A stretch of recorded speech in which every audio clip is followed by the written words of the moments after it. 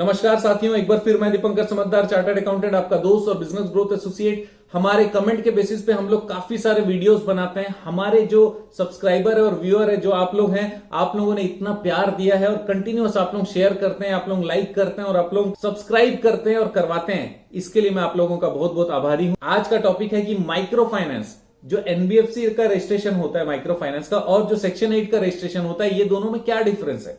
ये डिफरेंस जानना बहुत जरूरी है, क्योंकि ये वैलिड क्वेश्चन है। जब भी हम लोग एंटर करने जाते हैं तो क्यों ना मैं माइक्रो फाइनेंस एनबीएफसी कर लूं या मैं सेक्शन 8 का माइक्रो फाइनेंस कर लूं, इसमें चॉइस करने के लिए आपको ये जानना बहुत जरूरी है। सबसे पहला पॉइंट ये है कि जो आरबीआई के लाइसेंस की एनबीएफसी होती है, माइक्रो फाइनेंस वाली एनबीएफसी आरबीआई लाइसेंस वाली होती है, उसमें कम से कम 2 करोड़ का मिनिमम पेड अप कैपिटल चाहिए। और इधर जो सेक्शन 8 कंपनी है माइक्रो फाइनेंस कैटेगरी वाला, उसमें केवल आपको 1 लाख रुपए की जरूरत है, उससे ज्यादा की जरूरत नहीं है। मिनिमम 1 लाख रुपए, आप मैक्सिमम कितने तक भी ले जा सकते हैं, क्योंकि पैसे अगर लगाएंगे नहीं तो बिजनेस होना नहीं है, राइट। दूसरा इंपॉर्टेंट डिफरेंशिएशन है कि आरबीआई वाला जो एनबीएफसी है वो प्रॉफिट मेकिंग कंपनी, उसका जो पर्पज है प्रॉफिट कमाना है, इसीलिए वहां पर प्रॉफिट शेयर किया जा सकता है अपने शेयर होल्डर में। जबकि सेक्शन 8 का जो माइक्रो फाइनेंस कंपनी वो नॉन प्रॉफिट ऑर्गेनाइजेशन है, एनपीओ है, और वो कॉर्पोरेट लेवल का एनपीओ, राइट। आरबीआई के लाइसेंस वाले जो एनबीएफसी माइक्रो फाइनेंस है, वहां पर इंटरेस्ट रेट थोड़ा ज्यादा भी रहेगा तो कम क्वेश्चनेबल रहता है, क्योंकि उनके पास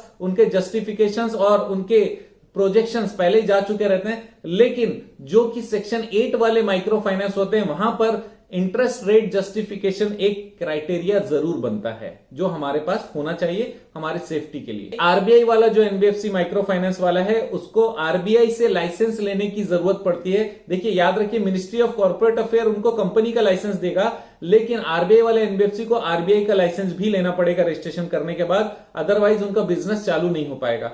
लेकिन इसी के विपरीत में अगर देखेंगे तो सेक्शन 8 कंपनी में पहले सेंट्रल गवर्नमेंट रीजनल डायरेक्टर से लाइसेंस लेना पड़ता है, उसके बाद ministry of corporate affair registration देता है। जो आरबीआई वाली एनबीएफसी होती है, उनको किसी प्रकार के कंप्लायंसेस या किसी भी चीज के जो आरबीआई के रूल्स रेगुलेशन, उसमें कोई छूट नहीं होता। जबकि सेक्शन 8 के माइक्रो फाइनेंस को अलग से आरबीआई ने नोटिफिकेशन के जरिए एग्जेम्पशन दिया हुआ है कि आपको हमारे मैक्सिमम रूल्स रेगुलेशन मानने की कोई जरूरत नहीं है, क्योंकि उनको रेगुलेट कौन कर रहा है, सेंट्रल गवर्नमेंट कर रहा है, राइट। नेक्स्ट पॉइंट ये है कि आरबीआई वाली एनबीएफसी की माइक्रो फाइनेंस जो है वो केवल शेयर कैपिटल से ही लिमिटेड हो सकती है, मतलब उसमें शेयर कैपिटल होंगे ही और शेयर होल्डर ही होंगे। लेकिन सेक्शन 8 माइक्रो फाइनेंस में ये पॉसिबिलिटी है, आपके पास ऑप्शन है कि आप नंबर ऑफ मेंबर के बेसिस पे अपनी लायबिलिटी लिमिट कर सकते हो, या तो शेयर कैपिटल के बेसिस पे लिमिट कर सकते हो। ये दोनों ऑप्शंस अवेलेबल है और ये बहुत इंपॉर्टेंट ऑप्शन है, मैं आपको बता देता हूं। नेक्स्ट पॉइंट ये है कि आरबीआई वाली जो एनबीएफसी है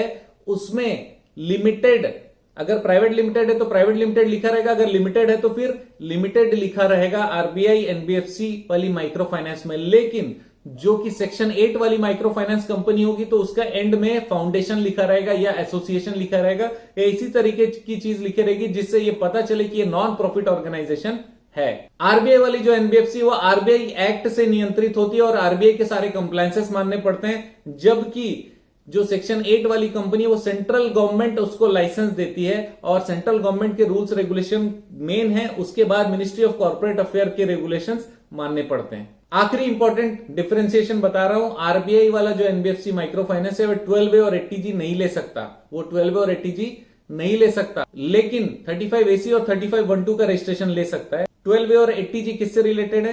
12A का मतलब यह होता है कि जो भी इनकम होगी उस पर टैक्स नहीं लगेगा। 80G का मतलब यह होता है कि जो भी डोनर होगा, डोनेट अगर कोई करता है तो उसको छूट मिल जाएगी।